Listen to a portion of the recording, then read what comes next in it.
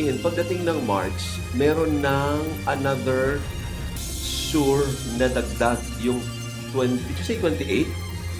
Yung, yes, centavos for change in circumstance collection. Hirapan sa buhay, syempre. Ganun talaga. Ay kailangan maghigpit ng sinturon. Mahal ang kliyente natin dito sa Pilipinas. 45 pesos hanggang mahigit 100 piso inaasahang madaragdag sa babayaran ng Meralco customers ngayong Pebrero. Taas singil sa kuryente pagpasok ng tag-init nakaamba na rin. Nakita po ng Pangulo na mas makakagaan po ito sa ating mga turista at sa ating mga kababayan na nagbabiyahe. Pag-aalis sa travel tax kabilang sa priority bills na nais ni Pangulong Ferdinand Marcos Jr.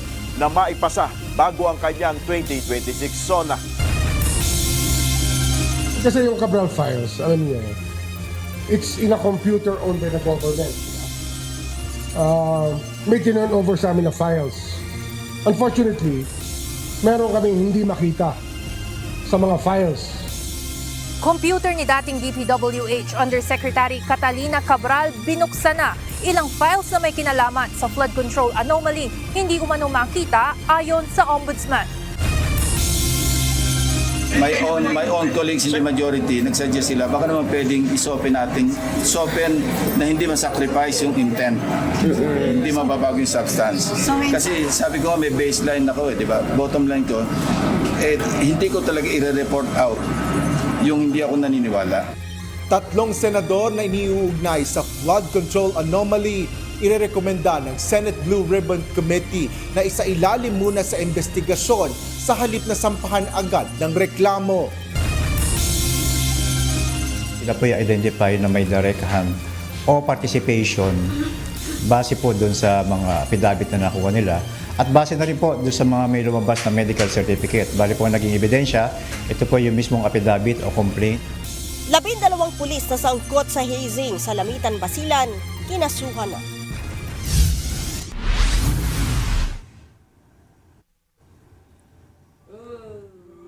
Magandang hapon, Pilipinas at sa buong mundo.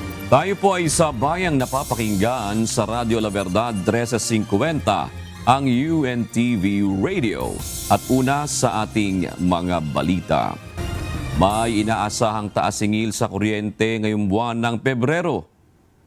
Kaya ang ilan sa Meralco customers problemado na naman kung saan kukuha ng ekstrang pera pambayad. Ngunit hindi pa rito natatapos ang kalbaryo dahil sa Marso, asahan na rin ang dagdag singil kasabay ng pagpasok ng tag-init. Ito ang balita ni Jed Neresina. Sa buwan ng Pebrero, meron po tayong upward adjustment na 22.26 centavos per kilowatt hour sa rates ng mga customers na Meralco.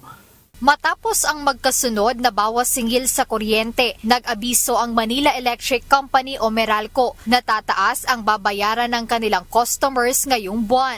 Base sa computation ng power distributor, nasa 22 centavos kada kilowatt hour ang madaragdag sa monthly bills para sa buwan ng Pebrero. Nangangahulugan ito ng 45 pesos additional charge sa residential customers na may karaniwang konsumo na 200 kilowatt hour. Dagdag 67 pesos naman sa mga kumokonsumo ng 300 kilowatt hour per month. 89 pesos na dagdag singil sa mayroong 400 kilowatt hour monthly consumption at 111 pesos naman para sa kumukonsumo ng 500 kilowatt hour kada buwan. Kaya para kay Milagros Sumera, panibagong adjustment na naman ang kanilang gagawin dahil sa inaasahang pagtaas sa bayad sa kuryente. Hirapan sa buhay, syempre. Ganun talaga. Ay kailangan maghigpit ng sinturon dahil sa talaga, mahal ang kuryente natin dito sa Pilipinas. Syempre, malaking dagot din sa amin. Syempre, sa pagkain na lang sana. Imbis na ilan mo sa pagkain, sa ibang bagay na pwede mong pagkakasusan pa, di ba? Hindi na kasi maibabayad mo sa kuryente, lalo na pag mataas yung bill mo. Ayon kay Milagros, hindi lang ang pagtaas sa presyo ng bilihin ang kanyang pinapasan, kundi pati na rin ang kanyang kalusugan. Aniya gumagastos siya ng aabot sa 3,000 piso buwan-buwan para sa maintenance ng diabetes. Bukod pa ito sa gastusin para sa kanyang breast cancer na bago lang nadiskubre. Kaya ang simpleng paggalaw, partikular ang pagtaas sa presyo ng kuryente, ay malaki na ang epekto sa kanila. Ano na talaga, parang hirap na sa buhay. Dahil syempre nagmi-maintenance ako. Mag-chemo pa, magra-radiation pa ako. Ayon sa Meralco, bumaba ang generation charge. Ngunit ang naturang dagdag singil ngayong Pebrero ay bunsod ng mas mataas na transmission at universal charge for missionary electrification. Nagpahiwatig na rin ang Meralco ng posibleng muling pagtaas sa buwan ng Marso. Ang paggalaw naman yan is simply supply and demand. Once demand increases and more establishments, residential customers, commercial establishments will need electricity, asahan mo talagang may pressure na yan for consumption and prices to go up. Goes hand in hand. Hindi pa kasama rito ang 28 centavos kada kilowatt hour na dagdag singil sa susunod na buwan. Ito ay matapos payagan ng Energy Regulatory Commission o ERC ang mga power producers na bawiin ang kanilang mga nagastos o claims na hindi agad naisingil sa mga consumer noon. So, ibig sabihin, pagdating ng March, meron ng another SUR na dagdag, yung 20, did you say 28? Yung, yes, centavos for change in circumstance collection. Although we also need to remember na sa February, merong matatapos na collection of also around 28 centavos for change in circumstance collection din na nagsimula ng September last year. So, ang expectation namin, flat lang yung effect niya sa generation charge. Jed Neresina, UNTV News and Rescue. Diyos ang aming sandigan, serbisyo publiko ang aming pinahahalagahan. Inaprubahan ni Pangulong Ferdinand Marcos Jr. ang 21 priority bills ng Legislative Executive Development Advisory Council o LEDAC. Kabilang sa inaprubahan ng Pangulo ang mga panukalang tanggalin ang travel tax, pagbuo ng Independent People's Commission at ang paglaban sa fake news at digital information. Ito ang balita ni Nel Maribuhok. Nakita po ng Pangulo na mas makakagaan po ito sa ating mga turista at sa ating mga kababayan na nagbabiyahe. Pinakinggan na ni Pangulong Ferdinand Marcos Jr. ang hinaing ng mga biyaherong Pilipino tungkol sa pagbabayad ng travel tax. Sa isinagawang Legislative Executive Development Advisory Council o LEDAC meeting kanina, kasama na ang pag-a-abolish nito sa 21 priority bills na inaprubahan ni PBBM. Ayon sa Malacanang, tinalakay sa LEDAC meeting kung ano ang posibleng idulot ng pag-aalis ng travel tax. At nakitaan niya ni Pangulong Marcos ang malaking pakinabang nito sa mga turista at mga Pilipinong biyahero. Kung ano dong detalye, kung magkano ba ang mawawala, kung magkano ba ang idadagdag na pondo para sa TIESA ay hindi po pa napag-usapan ng detalye. Kasi gagawin pa lamang po yung bill. Priority pa lamang po. Aabot sa 1,620 pesos o 2,700 pesos ang binabayarang travel tax. Depende kung economy o first class seats ang napili ng mga pasahero ng Pilipinas kapag sila ay lalabas ng bansa. Mula sa kabuuang buwis na nakokolekta mula rito, 50% ay mapupunta sa Tourism Infrastructure and Enterprise Zone Authority o TIESA. 40% sa Commission on Higher Education para sa tourism-related educational programs at 10% naman ay ibibigay sa National Commission for Culture and the Arts. Ayon kay Yusek Castro, ang mga programang maaapektuhan dahil sa abolition ng travel tax ay bibigyan ng pondo sa ilalim ng General Appropriations Act o GAA. Kapag ka po ito ay nagkaroon ng abolish na po lahat at hindi lang kumbaga deduction lang yung fee, ito naman po ay pupuntahan ng gobyerno, of course, sa pamamagitan po ng GAA. Una nang sinabi ni Tourism Secretary Cristina Frasco na ipauubay na niya sa mga mambabatas ang issue ng travel tax. Ngunit iginiit niya na malaki ang naitutulong nito sa ekonomiya ng bansa. Mismong ang anak ng Pangulo na si Ilocos Norte 1st District Representative Sandro Marcos ang nag-akda ng panukalang travel tax abolition. Bukod sa travel tax abolition, prioridad din ni PBBM na maaprubahan bago ang session break sa June 2026 ang mga panukalang batas na magpapalakas sa paglaban sa online sexual abuse or exploitation of children, fake news at pagbuo ng Independent People's Commission. Binigyan diin naman ni Pangulong Marcos ang pagpapasa ng isang anti-political dynasty bill. Sa ngayon ay sa Malacanang nagsasagawa na ng konsultasyon ng Kongreso para sa bubuuing bersyon nito. Ito ang hihintay ng Pangulo upang mapag-aralan at kung anong klaseng anti-political dynasty bill ang susuportahan ng administrasyon. Sa ngayon po ay nagkakaroon pa lang po ng consultation ang Kongreso. So kung ano po ibibigay nila na version, doon pa lamang po malalaman ng Pangulo kung anong mas maganda at kung ano ang kanyang susuportahan. Nel Maribuhok, UNTV News and Rescue, Diyos ang aming sandigan, serbisyo publiko ang aming pinahalagahan. Sinimula na ng Philippine National Police na papanagutin ang mga pulis na sangkot sa hazing na naganap sa isang welcome rites sa mga bagong patrolman sa Lamitan City, Basilan. Kaugnay nito, 12 pulis na may direktang kinalaman sa nangyaring pambubugbog ang kinasuhan na kabilang sa mga ito ang Force Commander na isang police colonel. Ito ang balita ni Lea Ilagan. Sila po i-identify na may direct hand o participation base po doon sa mga affidavit na nakuha nila at base na rin po doon sa mga may lumabas na medical certificate. Bali po naging ebidensya, ito po yung mismong affidavit o complaint. Nadagdagan pa ang bilang ng mga pulis na inalis sa pwesto matapos ang nangyaring hazing na bahagi umano ng welcoming rites sa mga bagong pulis sa Regional Mobile Force Battalion 14B sa Lamitan City, Basilan noong February 6. Ayon kay Philippine National Police Public Information Office Chief, Police Brigadier General Randolph Tuanyo, 77 pulis ang inalis sa pwesto. Sa nasabing bilang, 22 na ang naka-restrictive custody.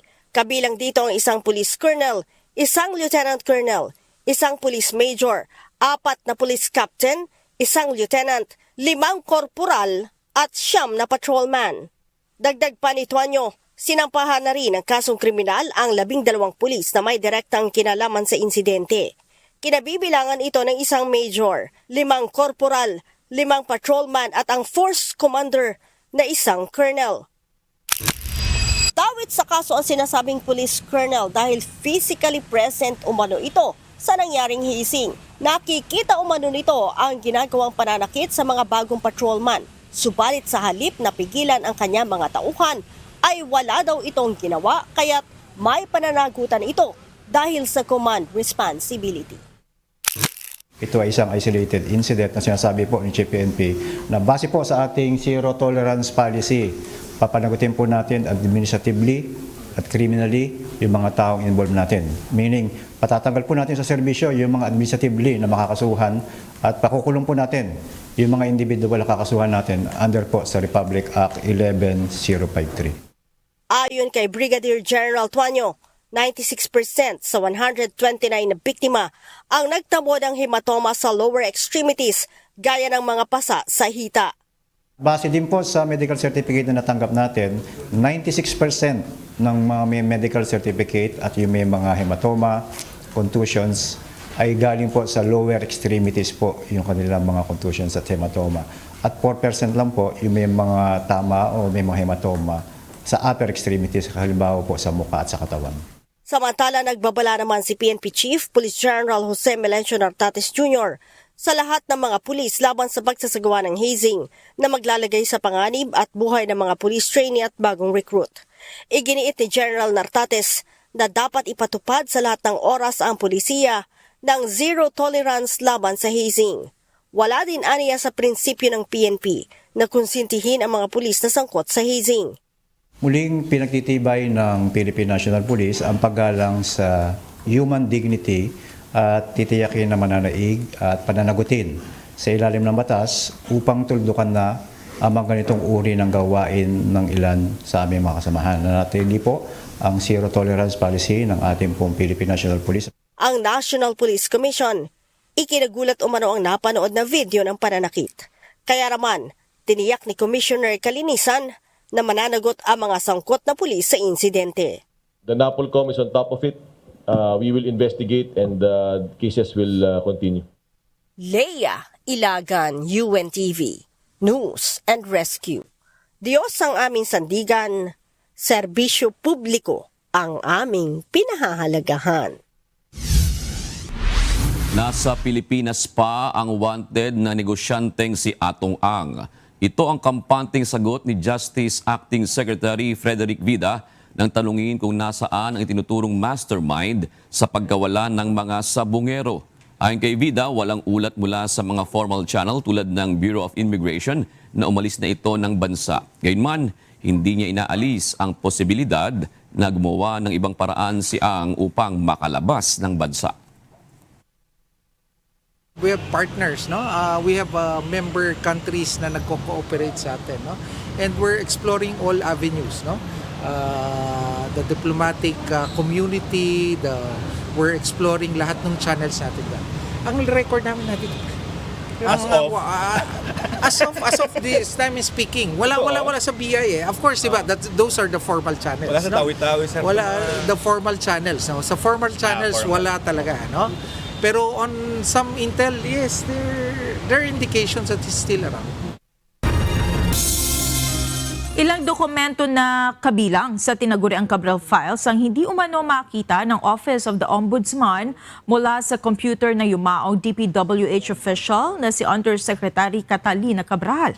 Tiniyak naman ni Ombudsman Crispin Remulla na ilang mga kaso ang malapit na nilang isampa sa korte kaugnay na flood control scandal. Gayunman, tumanggi na itong sabihin kung sino-sino ang mga kakasuhan. Ito ang balita ni Van Alvarez. Kasi yung Cabral files, alam niyo, it's in a computer owned by the government. Diba? May tinurn over sa amin na files. Unfortunately, meron kaming hindi makita sa mga files. Hindi makita ng Office of the Ombudsman ang ilang files na kanilang hinahanap sa computer ni dating DPWH Undersecretary Catalina Cabral. Ito ang sagot ni Ombudsman Crispin Remulla patungkol sa estado ng tinaguriang Cabral files simula nang isuko ito sa kanilang tanggapan. December 23, 2025, nang formal na i-turnover ng DPWH ang computer at files sa opisina ni Yusek Cabral na may mga petsa mula pa noong nakaraang 10 taon. Dahil mayroong hindi mahanap ang ombudsman sa files ni Cabral, tinrace nila ang mga backup storage nito online.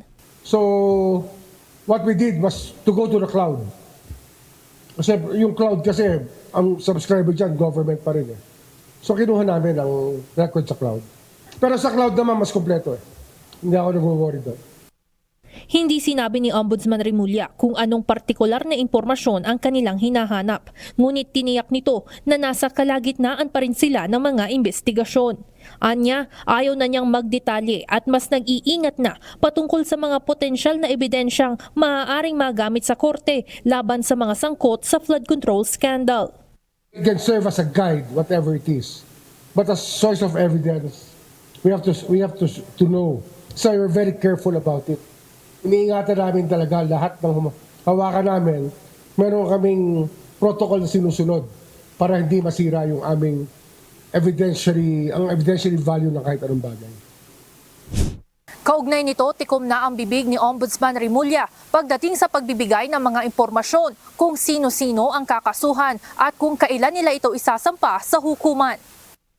Ngunit isang bagay ang ginarantiyahan nito. Katuwang nila ang Department of Justice pagdating sa mga investigasyon sa flood control scandal. Ayoko na magsalita kung sino. Basta pag final, sa kanya ko tanungin. Ayoko na magbigay ng kahit oras, araw, linggo, wala na tayo noon. Pag final na, tanungin niyo ako. Marami rin anyang nag-apply upang maging testigo, ngunit kinakailangan pa itong i-develop isa-isa. Anya, kahit ang entitlement ng state witness ay posible nilang bawiin kung subukan ng isang individual na may hindi sabihin sa kanila.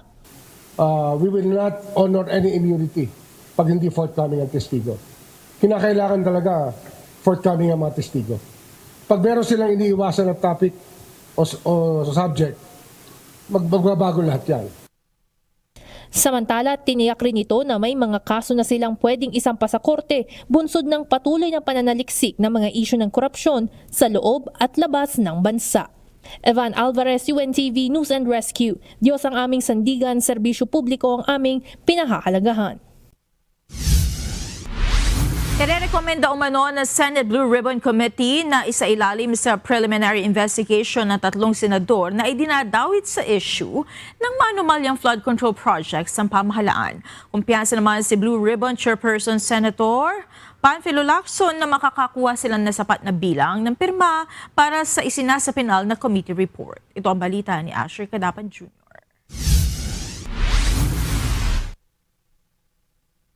My own colleagues in the majority, nagsuggest sila, baka naman pwedeng isopen na hindi masacrifice yung intent. Hindi mababago yung substance. Kasi sabi ko nga may baseline ako di ba? Bottom line ko, hindi ko talaga i-report out yung hindi ako naniniwala. Hindi maaaring irekomenda ng Senate Blue Ribbon Committee na ihabla sa korte ang sinuman. Ito ang nilinaw ni Senador Panfilo Lacson, Blue Ribbon Chairperson, sa gitna ng pagsasapinal ng committee report sa investigasyon ukol sa flood control projects. Paliwanag ng Senador, tanging Department of Justice at Ombudsman lang ang otorisadong maghain ng mga kaso sa mga korte laban sa mga kaukulang personalidad. Bunsod nito, itinatamaan niya nila ang ilang lengguwahe sa committee report para rito. Ganito yung connotation, halimbawa do sa draft na initially routed, merong word doon na charge, recommended to be charged. Sa layman, pag sinabing charge, para nasa korte na. So, in-specify na lang namin na salit na instead of using the word charge, to be charged, to undergo preliminary investigation, to undergo fact-finding investigation, to undergo case build-up, yung mga ganon. Kaugnay nito, kasama pa rin sa rekomendasyon ng Blue Ribbon na isailalim sa preliminary investigation ng 3 senador. Partikular ito sa mga nasasangkot umano sa flood control scandal. Kabilang dito sina Senators Francis Chis Escudero, Joel Villanueva at Jinggoy Estrada. Merong direct bribery, merong plunder, merong malversation, merong violation ng anti-graft, may violation ng ethical standards, marami yun. Sa kabila nito, sinabi ni Senador Ping Lacson na walang malaking pagbabago sa isinasapinal na committee report ng Blue Ribbon mula sa naunang lumabas sa draft report nito. Hindi rin anya lumihis ang komite sa orihinal na layunin ng naturang dokumento na magsagawa ng preliminary investigations. Inilahad pa ni Senador Ping na bukas ay posibleng paikutin upang papirmahan ang Blue Ribbon Committee report kaugnay ng mga maanumalyang proyekto para sa flood control. Hindi pa nararoute kasi kinokorek yung draft, pinafinalize. After makorek yun, based on our meeting yesterday, so yun na yun. And I hope and I'm confident na makagather siya ng at least 11. Nauna nang sinabi ni Senate President Vicente Soto III na kailangang makalikom ang committee report ng pirma ng mayorya ng mga miyembro ng komite. Kung hindi, ay hindi rin anya ito maihahain sa plenaryo. Asher Cadapan Jr., UNTV News and Rescue. Diyos ang aming sandigan, serbisyo publiko ang aming pinahalagahan. Tinanggap ni retired Supreme Court Associate Justice Antonio Carpio ang hamong debate ni Senador Rodante Marcoleta kaugnay ng issue ng West Philippine Sea. Bukod sa kanya, hinamon din ng senador sina Philippine Coast Guard spokesperson Commodore J. Tariela at University of the Philippines Institute for Maritime Affairs and Law of the Sea Director J. Batong Bakal. Ginawa ni Senator Marcoleta ang hamon matapos itong imbitahan ni Commodore Tariela na sumama sa isang domain awareness flight sa Kalayaan Island Group. I already accepted that. The topic will be is there a legal definition of the West Philippine Sea? If so, if there is, does that legal definition include the maritime features of the Kalayaan Island Group, wherever they may be located, within or outside our exclusive economic zone? So, handa ako. We can debate on that. Narito naman ang mga balita sa iba't ibang panig ng mundo na iahati ng ating global correspondent na si Maven Carizo mula sa Perth, Australia.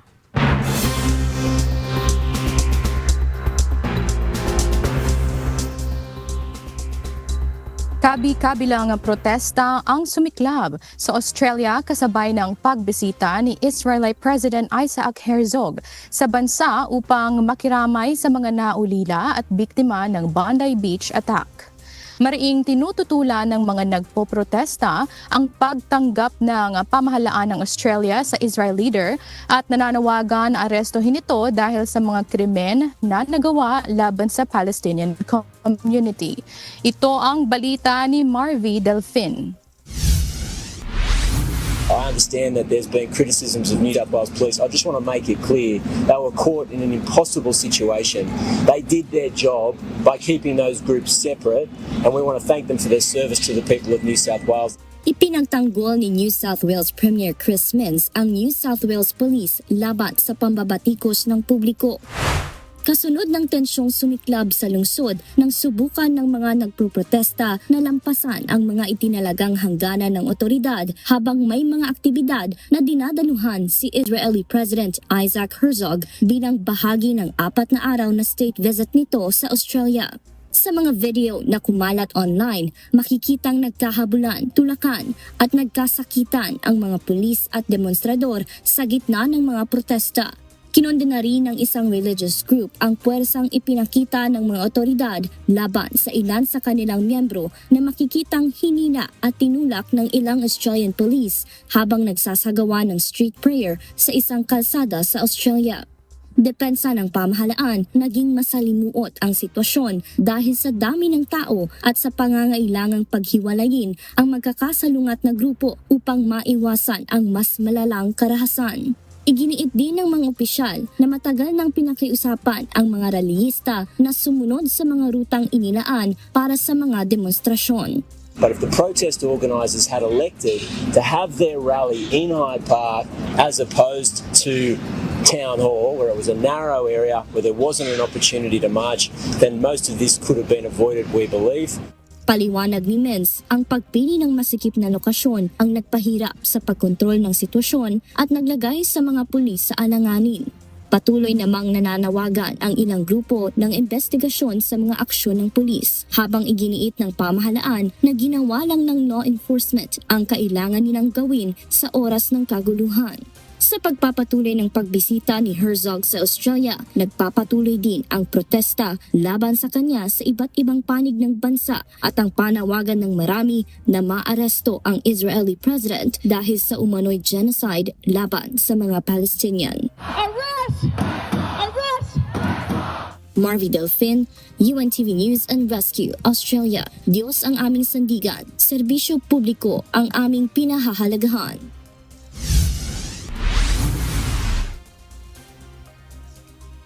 Nagsagawa ng raid ang mga otoridad sa National Intelligence Service sa South Korea at iba pang pasilidad bilang bahagi ng pagsisiyasat sa posibleng kaugnayan nito sa drone na bumagsak sa teritoryo ng North Korea noong nakaraang buwan. Ayon sa Joint Military Police Task Force, 4 na individual kabilang ang 3 sundalo at isang tauhan ng intelligence service ang iniimbestigahan upang matukoy ang kaugnayan nila sa posibleng pag-eespiya. Nauna nang sinabi ng Pyongyang na pinabagsak nito ang isang surveillance drone malapit sa Kaesong na umano'y kumukuha ng impormasyon sa mahalagang target, bagay na itinanggi ng administrasyon ni South Korean President Lee Jae-myung. Ipinangako ni Lee na paiigtingin niya ang pag-iwas sa mga provocation at pagbubutihan ang relasyon nito sa North Korea. Lumagda sa isang kasunduan ng Estados Unidos at Armenia para sa kooperasyon sa nuclear energy. Sa ilalim ng 123 Agreement, inaasahang mas lalalim pa ang ugnayan ng dalawang bansa at mababawasan ang pagdepende ng Armenia sa Russia para sa nuclear power. Ito ang balita ni Lynn Perez. We're also very proud to announce that our nations have completed negotiations on a 1-2-3 civil nuclear cooperation agreement. Now, once that is completely stood up, it'll pave the way for American and Armenian companies to strike deals on civil nuclear projects. Matagumpay nang nalagdaan ng Amerika at Armenia ang isang bagong kasundo ang inaasahang magpapatibay ng kooperasyon ng dalawang bansa pagdating sa nuclear power. Sa pamamagitan ng tinatawag na 1-2-3 agreement, mabibigyan ng legal na daan ang pag-export ng mga reactors, teknolohiya at nuclear fuel ng Amerika patungong Armenia. Layunin din itong mapalitan ng luma at Soviet-era na Metsamor Nuclear Power Plant na matagal nang pinagkukunan ng kuryente ng bansa. Ayon sa punong ministro ng Armenia, sumisimbolo ang kasunduan ng mas malapit na kooperasyon sa pagitan ng dalawang bansa, lalo na sa mga usaping pang-enerhiya at pang-ekonomiya. We signed with Vice President Vance just a few minutes ago today the joint statement on the completion of negotiations on the 1-2-3 agreement for peaceful nuclear cooperation between the governments of Armenia and the United States. This agreement will open a new chapter in the deepening energy partnership between Armenia and the United States. Binigyan din ni Vance sa malaki ang tiwala ng Washington sa pamumuno ng Armenia kaya handa itong maghatid ng advanced technology kabilang ang mga small modular reactors. American technology is going to be coming to this country, and again, it's one of the few countries where we feel confident enough to invest at this level, to send this kind of technology, and it's happening because of the Prime Minister's leadership. Ang kasunduan ay nagkakalaga ng $9 bilyong na mas malinaw na direksyon para sa mas matibay na seguridad ng Armenia sa kuryente at mas malawak na pakikipag-ugnayan sa United States. That means up to $5 billion in initial U.S. exports, plus an additional $4 billion in long-term support through fuel and maintenance contracts. This is the classic win-win for both Armenia and the United States of America. It means stronger energy security for my own country, and it also I think means stronger energy security for Armenia, and it's also going to create a lot of new jobs back home in the United States. Para naman sa pamahalaan ng Armenia, higit sa pinansyal na benepisyo, mahalaga ang pagpapatibay ng kanilang sariling kakayahan sa enerhiya at unti-unting pagtigil sa pag-asa sa ibang bansa. Lynn Perez, UNTV News and Rescue. Diyos ang aming sandigan, serbisyo publiko, ang aming pinahahalagahan. Handang suportahan ng Buckingham Palace ang mga pulis sa kanilang investigasyon sa pagkakasangkot ng kapatid ni King Charles na si Andrew Mountbatten Windsor sa Epstein Scandal. Ayon sa palace spokesperson, naging malinaw ang hari sa kanyang stand sa issue. Sinabi pa nito na kahit responsibilidad ni Ginoong Mountbatten Windsor na sagutin ang mga paratang sa kanya. Handa naman nilang suportaan ang Thames Valley Police kung hihingi nito ang kanilang tulong. Kinumpirma ng Thames Valley Police na pinag-aaralan nila kung may mga batayan upang imbestigahan ang isang reklamo ng anti-monarchy group na Republic na nag-report kay Mountbatten Windsor bunsod umano ng misconduct in public at breach of official secrets. At yan ang mga balita mula sa iba't ibang panig ng mundo.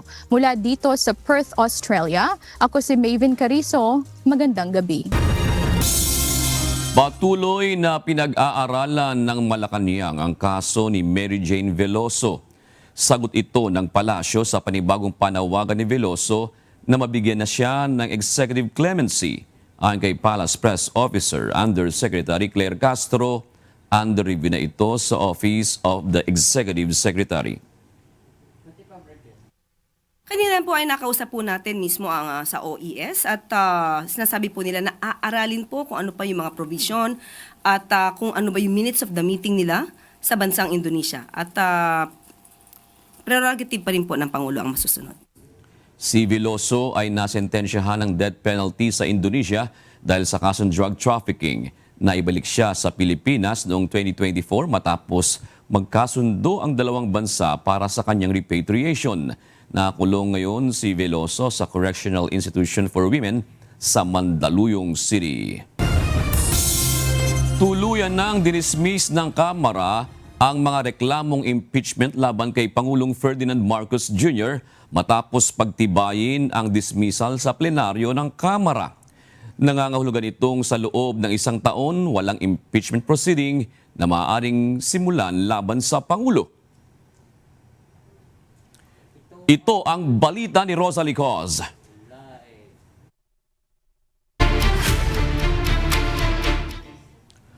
Rosalie, ano ba ang naging bilangan dyan ngayon sa plenaryo? June, sa botong 284 na pabor, 4 ang abstentions at 8 ang tumutol ay tuluyan na nga tinuldukan sa plenaryo ng Kamara kaninang hapon yung isinagawang impeachment proceedings laban kay Pangulong Ferdinand Bongbong Marcos Jr.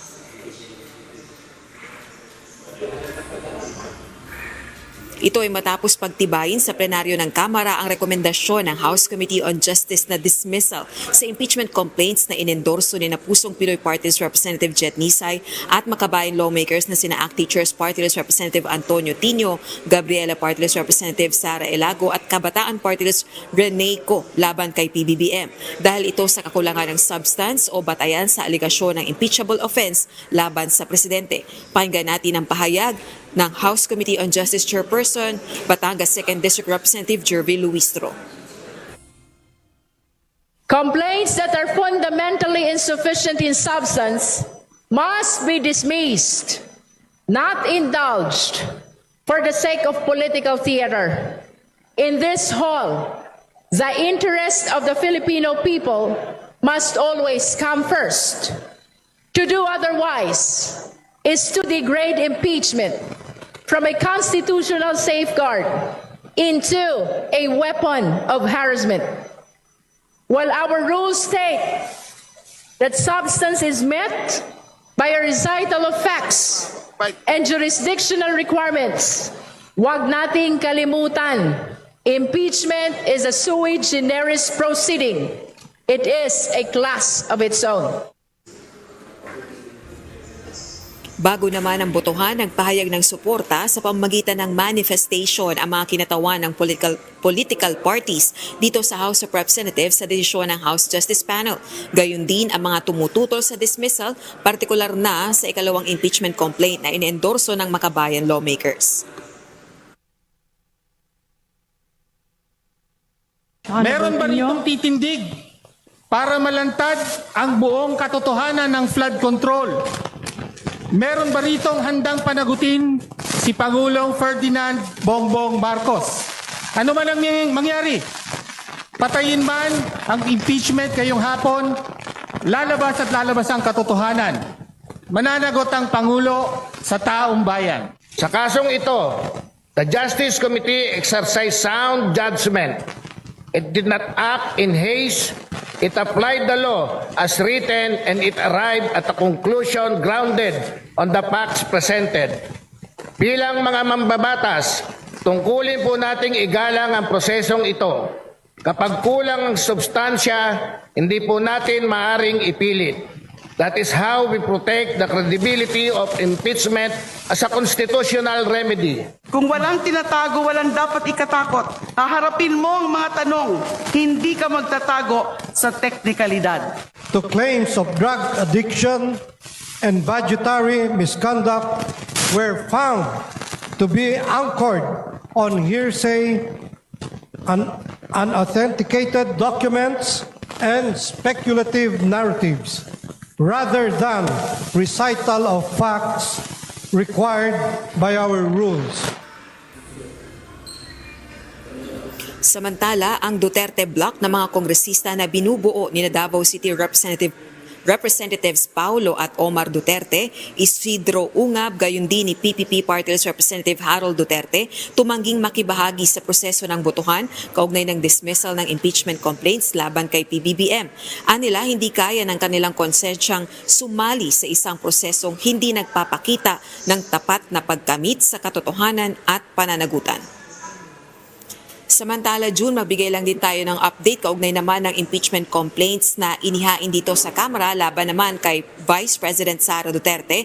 Yung 3 impeachment complaints, lahat ng yan ay naipadala na ni House Secretary General Sheloy Garafil sa tanggapan ni Speaker Faustino Bogie III. Ngayon, ang aabangan na lang natin ay maisama ito ng Speaker sa order of business dahil meron siyang 10 session days para maisama yan sa order of business, at samantala meron namang 3 session days yung House Committee on Rules para ma-refer yan sa House Justice Committee. Kapag nangyari yan, ay initiated naman yung impeachment proceedings laban sa pangalawang Pangulo.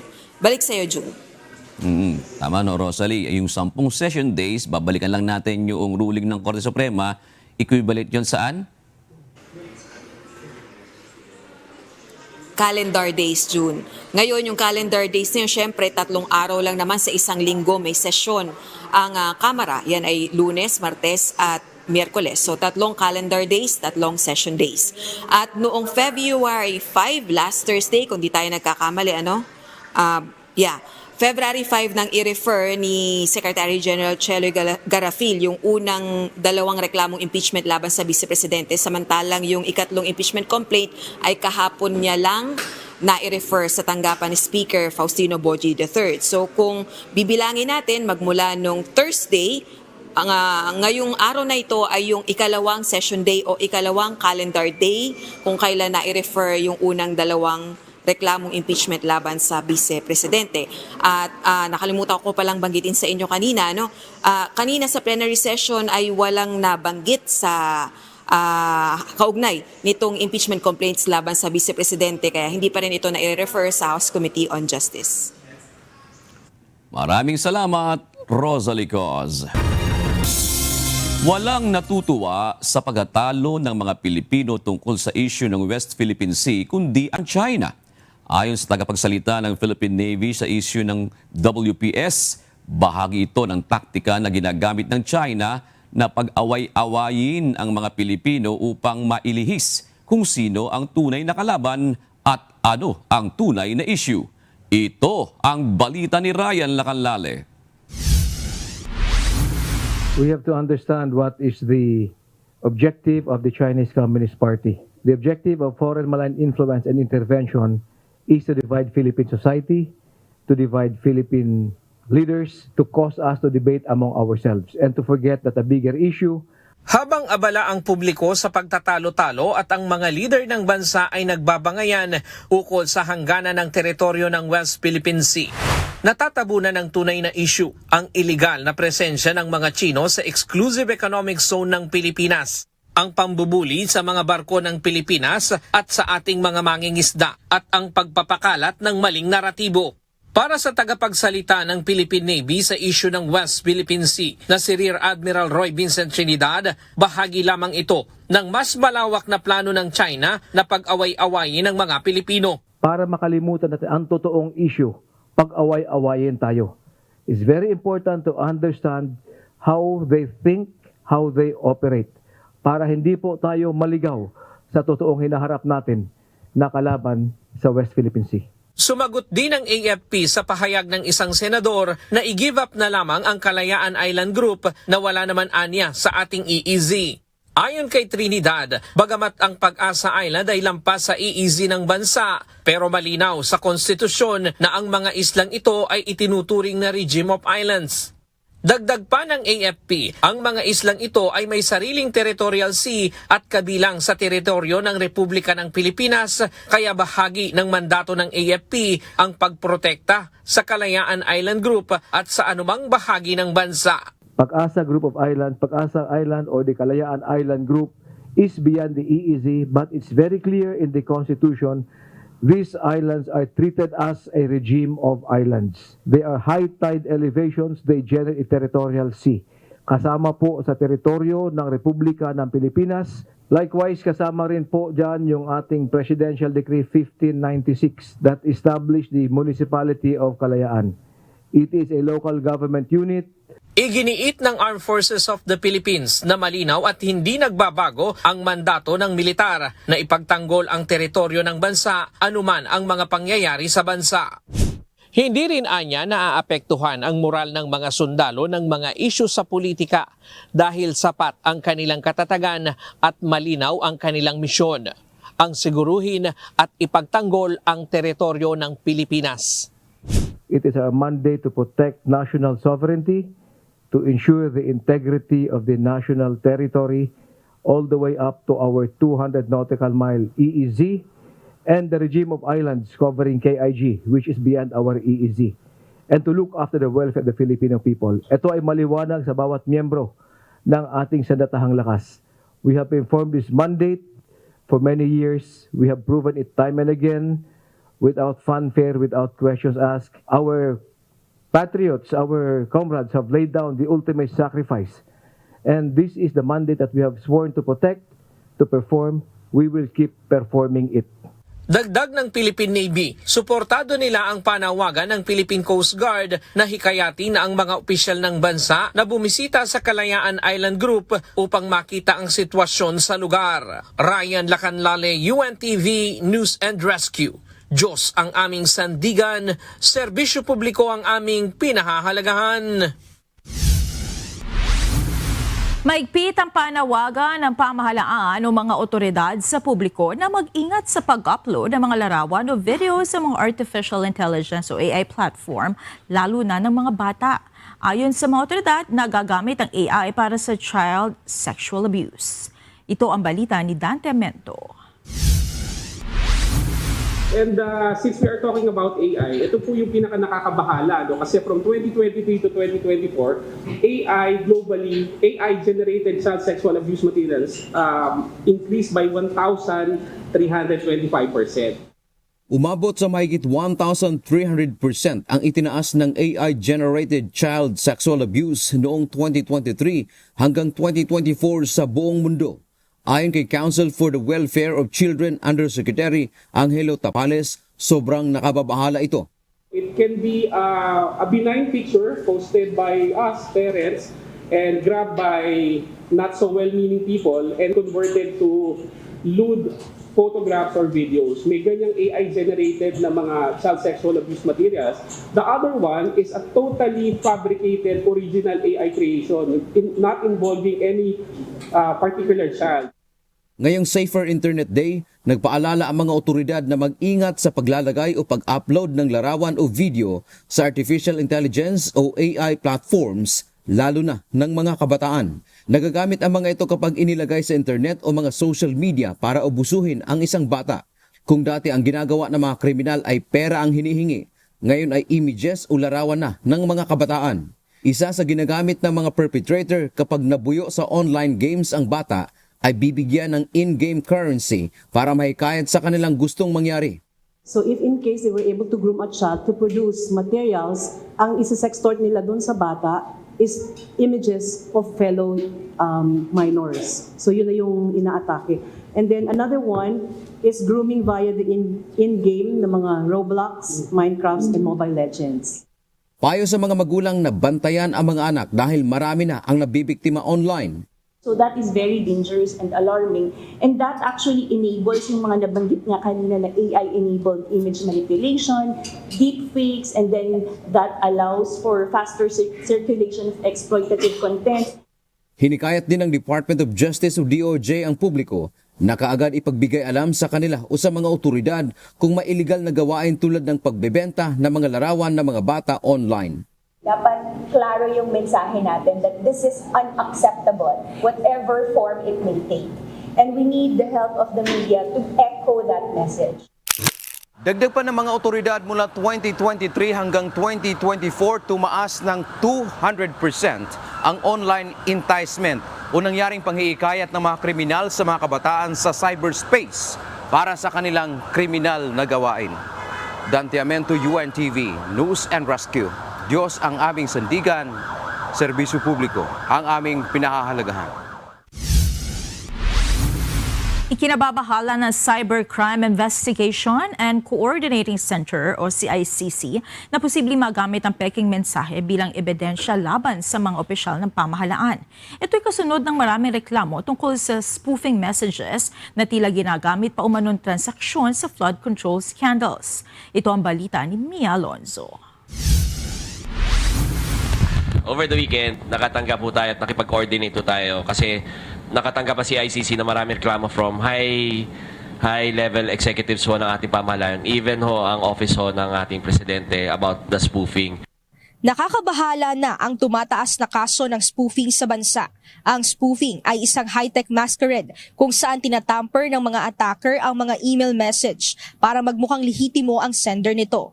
Madalas itong ginagamit sa mga phishing attack. Ayon kay Cybercrime Investigation and Coordinating Center Undersecretary Aboy Paraiso, nakatanggap ang ahensya ng maraming reklamo kaugnay ng spoofing sa messaging app na Signal. Kabilang sa mga nagreklamo ang mataas na opisyal ng pamahalaan, mga kongresista, heads ng iba't ibang ahensya at maging ang Office of the President. Isa sa nabanggit na biktima umano ng spoofing ay sa Philippine Charity Sweepstakes Office o PCSO General Manager Mel Robles. Nagpapanggap ang mga cybercriminal bilang mga ahensya at opisyal ng pamahalaan upang magpakalat ng peking impormasyon at makakuha ng sensitibong data. Alam mo, ang pinaka-alarming sa amin, yung manner ng mga text is parang nakikipag-transaction sa mga government officials regarding the flood control scandal. Ginagamit umano ng mga scammer ang Signal upang magpakilala bilang mga opisyal ng gobyerno sa pamamagitan ng pag-edit ng pangalan sa app at magpanggap na tunay na sender. Kaya naman dahil dito nagmumukhang lehitimo ang mga mensahe at kapag in-screenshot, maaari na itong maging ebidensya ng illegal na transaksyon kahit na peke. Ikinagulat din ng CICC kung paanong natukoy ng mga cybercriminals ang working numbers ng mga naturang opisyal ng pamahalaan na siyang nagagamit sa spoofing. So, iniisip namin baka magamit siya as parang ebidensya para i-frame or ipahamak yung mga government officials natin. Kahit wala naman silang, hindi nila kilala kung sino kausap nila. Kaya nga nag-report sa amin, nagugulat sila. Wala silang kinalaman doon sa binabanggit sa text messages, the nature of the text messages. Tapos, and yet, parang ang worry nila, baka totoong nanggaling sa mga high-level executives. So, kasi yun yung lumalabas na number eh. Kilala ang application na Signal dahil sa security feature nito, pero giit ng ahensya dahil sa anonymity at encryption ng Signal at dahil nakatago ang mga number credentials, nahihirapan ng mga otoridad na matukoy ang pinagmula ng mga mensahe at makakuha ng leads para sa law enforcement. Sa ngayon, patuloy ang pakikipag-ugnayan ng CICC sa Signal at umaasa na makikipagtulungan ng kumpanya upang maresolba ang issue. Okay, kasi walang office dito si Signal eh. Wala silang presence dito eh. So, pag hindi talaga nakipag-cooperate at their platforms is susceptible to these kinds of spoofing, we might consider blocking temporarily hanggang mag-respond sila. Or, kung hindi talaga sila mag-respond, blocking them until they do. Mia Alonzo, UNTV News and Rescue. Diyos ang aming sandigan, serbisyo publiko ang aming pinahahalagahan. 5 ng pasahero ang na-recover ng Philippine Coast Guard Technical Diving Group sa loob ng MV Tricia Kirsten 3 kaninang umaga sa karagatang malapit sa Balok-Balok Island, Basilan. Pinasok ng mga divers ang First Deck Economy Accommodation Area ng RoRo sa pagpapatuloy ng kanilang search and rescue operations kaninang umaga. Bunsod nito, umabot na sa kabuuang 51 ang nasawi at 316 ang survivors sa nangyaring sakuna sa dagat. Binigyan din ni Interior Secretary John Vic Remulla na mas epektibo ang pagtutok sa pinagmumulan ng iligal na droga kaysa pagpatay sa mga sangkot upang maresolba ang problema sa bansa.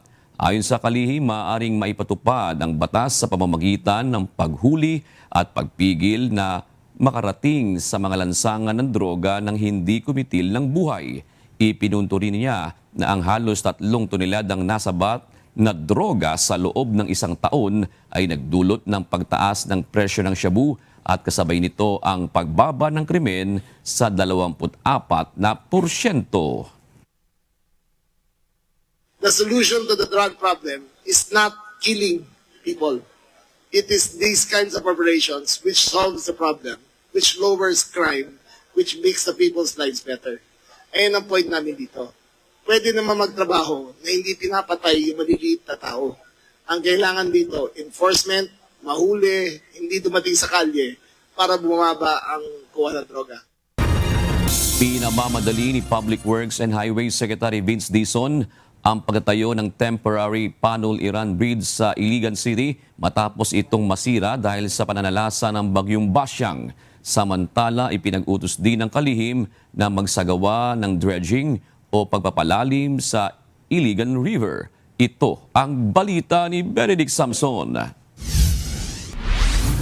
Inassure ko lang si Mayor na kung ano man ang kailangan ng city, nandito yung DPWH, no? Kasi yun talaga ang dinirect sa amin ni PBBM. Matapos ang pananalasa ng bagyong Basyang noong nakaraang linggo, inagos ng malakas na ragasan ng tubig ang Panul-Iran Steel Bridge sa Barangay Abuno, Iligan City, Lanao del Norte. Ito ang nagsisilbing bypass road mula Iligan City patungong Marawi City. Dahil sa pagkasira nito, ang dating 20 minutong travel time ay umaabot na sa 1 hour and 30 minutes. Kaya naman, tiniyak ng DPWH chief ang pag-alalay ng ahensya para sa mabilis na paglalagay ng temporary bridge habang hindi pa naaayos ang naturang tulay. Dahil din doon sa bridge na na-wash out, tinamaan din ng bridge yung flood control natin dito. So sinira din niya. So dalawa yung kailangan gawin natin dito sa Barangay Abuno, no, na kailangan nating immediately magtayo ng temporary steel bridge ulit habang magpopondo tayo ng permanent bridge sa 2027. Samantala, sa isinagawa namang inspeksyon ng kalihim sa Tubod Bridge sa lungsod pa rin ng Iligan, bakas pa ang mga naiwang inadod na kalat dahil pa rin sa pananalasa ng bagyong Basyang. Ayon sa kalihim, ilalakip nila sa kanilang pondo ngayong taon ang pagbili ng mga equipment na siyang magagamit sa dredging sa Iligan River. We have funds for 26. We have to start buying equipment. I mean, hindi pwede to. I mean, this is... Look how silted this is. Ang baba, oh. Pag nagbaha talaga dito, lampas-lampas dito. Hanggang saan lumampas ng tubig dito kanong weekend? Hindi makita ang tulay.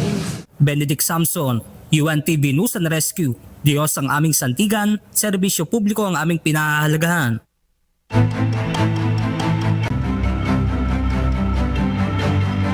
Nilinaw ng Philippine Institute of Volcanology and Seismology o PHIVOLCS na wala pang nangyayaring pagsabog sa Bulkang Mayon sa kabila ng pag-ulan ng abo kahapon sa probinsya ng Albay. Paliwanag ng ahensya, paggulong ng lava ang nangyari. Samantala, magma deposit patuloy na nadaragdagan. Ito ang balita ni Ryan Salatandol live. Ryan, base sa paliwanag ng PHIVOLCS, may malaking pagsabog pa ba nga mangyayari dyan sa Bulkang Mayon kaugnay sa nagiging aktibidad nito ngayon? Yes, Monica, magandang gabi. Wala pang, hindi pa inaalis ng Philippine Institute of Volcanology and Seismology o PHIVOLCS ang posibilidad ng malakas na pagsabog nitong Bulkang Mayon. Pero ayon sa ahensya, hindi pa nila nakikita ngayon na itataas nila sa Alert Level 4 ang alerto nitong bulkan. Monica, kinumpirma ng Philippine Institute of Volcanology and Seismology o PHIVOLCS na hindi sumabog ang Bulkang Mayon. Ang naranasang makapal na abo na mula sa bulkan na nakaapekto sa mga bayan ng Ginubatan at Kamalig ay mula sa pyroclastic density current o uson. Wala pong pagputok na nangyari kahapon. Yung pinanggalingan po nitong uson ay yung dulo ng lava, yung may natipak po na malaking bahagi nun. At nung nagpagulong-gulong yung pababa, ito yung nagdulot ng uson.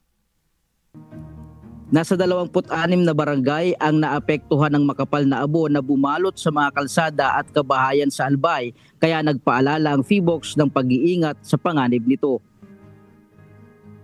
Sa ngayon, nare-recommend namin yung ating mga kababayan na nakatira malapit sa bulkan na maghanda ng mga face masks kung kinakailangan. At kung hindi naman importante, manatili lamang sa loob ng mga bahay. Naitala din ng ahensya ang pinakamalayong naabot na ng lava flow na nasa 3.8 kilometers mula sa bunganga ng Bulkang Mayon.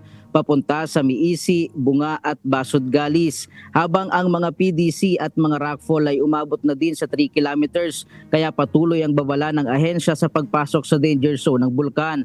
Nakapagtala na ang PHIVOLCS ng 22 million cubic meters ng mga deposito ng magma na ibinuga ng bulkan. Samantala mula noong January 1 hanggang February 9, 2026, base sa records ng PHIVOLCS, may total na 1,690 pyroclastic density currents, 9,941 rockfall events, 1,346 volcanic earthquakes at naitala ang 6,569 tonelada na pinakamataas na nai-record na sulfur dioxide flux mula sa Bulkang Mayon. At Monica, sa ngayon ay nananatili pa rin sa alert level 3 ang Bulkang Mayon at nakikita pa rin itong mataas na aktibidad dito sa bulkan. At yan muna ang latest live mula dito sa Bicol Region.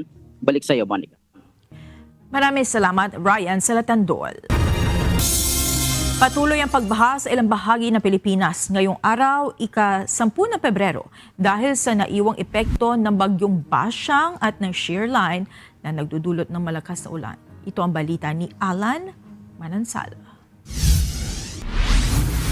Sa Luzon, kabilang ang Bicol Region at ilang bahagi ng Quezon sa mga lugar na may panganib ng flash floods at pagguho ng lupa.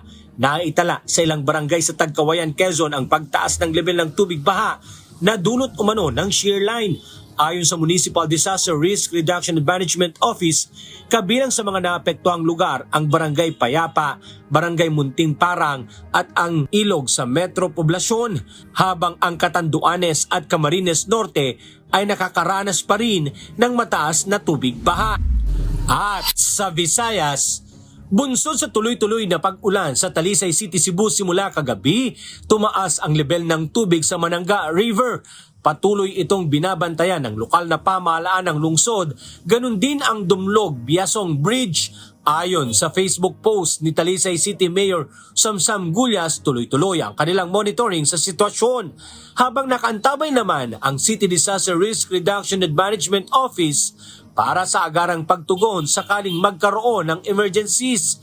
Bilang pag-iingat sa publiko, sinuspindi muna ang face-to-face classes sa lahat ng pampublikong paaralan sa lungsod ngayong araw, habang ang desisyon sa mga pribadong paaralan ay nakadepende sa pamunuan ng kanilang eskwelahan. Pinapayuhan ang publiko na manatiling alert at makinig sa mga anunsyo ng LGU. Samantala, sa video na ibinahagi ni Rose J.L. Abarias, makikita ang mga residente na naghahanap ng paraang makatawid lamang sa baha, patunay ng patuloy na epekto ng masamang panahon sa ilang komunidad. Dahil sa malakas na ulan na idinudulot ng shear line, naglabas ng abiso ang pamahalaang panlalawigan ng Cebu ukol sa pagsususpindi ng face-to-face classes sa lahat ng antas ngayong Martes. Ang mga klase ay papalitan ng alternative delivery modes upang matiyak ang kaligtasan ng mga mag-aaral at guro. Alan Manansala, UNTV News and Rescue. Diyos ang aming sandigan, serbisyo publiko ang aming pinahahalagahan.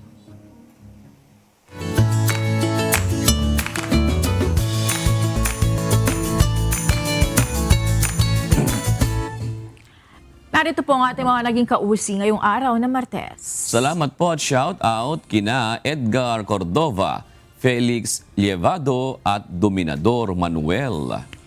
Kinaldito Lacerna, Stephen De Villa at David Macapulay. Mga kasambahay, kung may mga istorya po kayong nais balikan sa Ito Ang Balita, pwede nyo po ito muling mapanood sa aming mga official social media account. Magtungo lamang po sa UNTV News and Rescue YouTube channel at i-click ang subscribe button. Ganyan din sa aming Facebook, Instagram, X at TikTok accounts.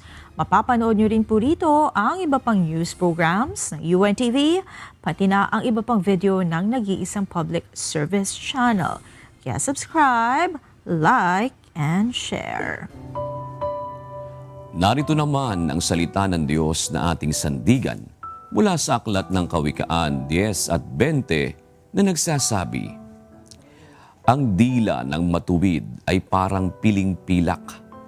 Ang puso ng masama ay kaunti ang halaga.